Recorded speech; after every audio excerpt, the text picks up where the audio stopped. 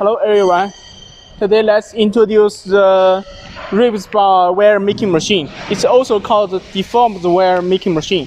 For this machine, it make three sides surface of the ribs.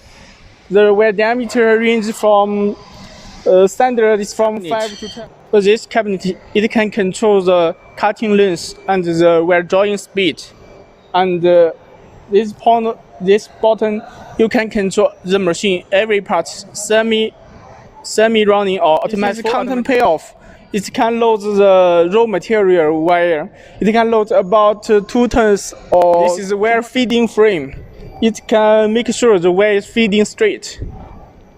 And this part we call it rust remover.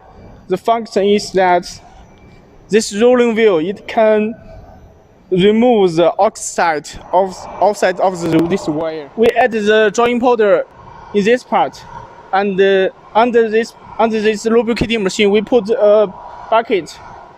When the machine running, the drawing powder will fall down into this bucket, and you can use it for many times. This part is a rolling mill. The function is it can reduce the falling frame.